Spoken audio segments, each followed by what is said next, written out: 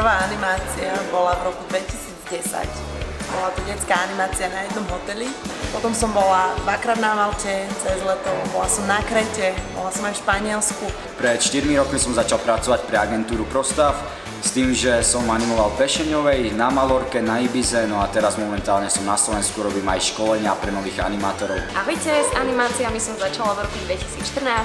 Začala som v Pešeňovej, kde som pokračovala aj ďalej a napokon sa tam skončila ako šéf animátor.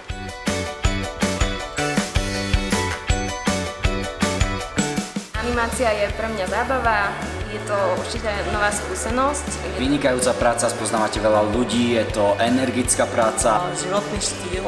A je to rozhodne tá najlepšia práca.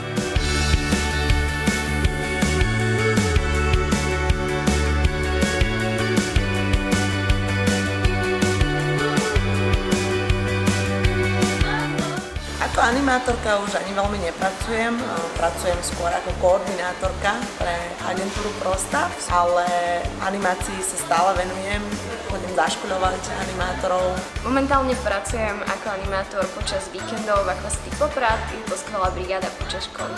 Momentálne som šéf animátorom po Slovensku, na už o necelé 2 týždne sa chystám opäť do Španielska na Ibizu.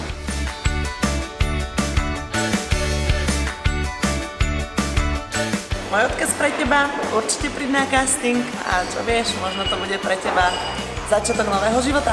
Dúfam, že prídete, ukážete sa, hlavne príďte s úsmevom, s energiou, určite vás to bude baviť. Určite to vyskúšaj, príď na casting, je to niečo iné, nová skúsenosť a možno hľadáme práve teba.